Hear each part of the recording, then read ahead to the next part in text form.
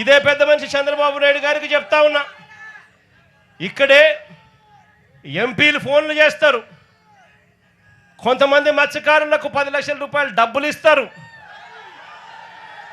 వాళ్ళ ఇల్లు కలిసి దొంగతనం చేసే దాంట్లో పాత్రదారులు అవుతారు. ముఖ్యమంత్రి కొడుకు దగ్గరుండి ఆశీస్సులు ఇస్తాడు. మార్చి 12వ తారీఖు ఆయన వచ్చి చేసుకోపోండి అని ఆశీస్సులు ఇస్తాడు.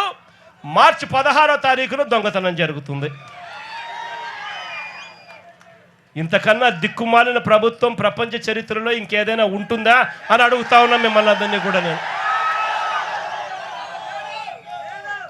అందరికీ కూడా ఒకటే చెప్తా ఉన్నా, చంద్రబాబు నాయుడు గారి వల్ల ఇవాళ రాష్ట్రంలోని ప్రతి సెక్షన్ కూడా, ప్రతి ఒక్కరూ కూడా ఈ పొద్దు చంద్రబాబు నాయుడు గారిని చీదరించుకుంటా ఉన్న పరిస్థితి. ఎన్నికలప్పుడేమో సూపర్ 6లని, సూపర్ 7లని, బాండ్లని ఇంటింటికి వచ్చి ప్రతి ఒక్కరిని మోసం చేశాడు. ఎన్నికలు అయిపోయిన తర్వాత గతంలో వైఎస్ఆర్సీపీ ప్రభుత్వంలో ఉన్న పథకాలన్నీ రద్దు చేశాడు. ఆయన పెడతానన్న బిర్యానీ కూడా తీసేసినాడు. చివరికి పలావ్ పోయింది, బిర్యానీ పోయింది. మరోవైపు చూస్తే చదువుకుంటున్న పిల్లలకు ఫీజులు అందక, ఫీజు రీయింబర్స్మెంట్, విద్యా దీవెన, వసతి దీవెన అందక పిల్లలు చదువులు మానేస్తూ ఉన్న పరిస్థితులు. మరోవైపు చూస్తే గవర్నమెంట్ స్కూళ్ళు ఇవాళ అన్యాయమైన పరిస్థితులకి పోతా ఉన్న పరిస్థితులు. గోరుముద్ద కింద మనం తీసుకొచ్చిన పథకం ఈరోజు చిన్నారులు మంచి భోజనం కూడా పెట్టలేని పరిస్థితిలో ఈ రాష్ట్ర ప్రభుత్వం పనిచేస్తూ ఉంది.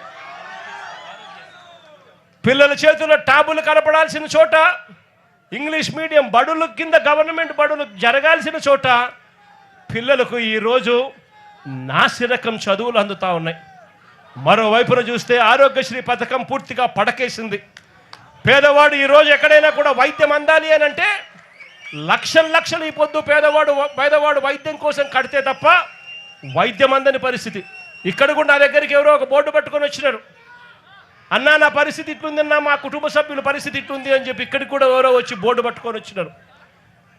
అదే మన ప్రభుత్వ హయాంలో ఏకంగా ఆరోగ్యశ్రీని 25 లక్షల దాకా ఉచితంగా చేసే వైద్యాన్ని పెంచి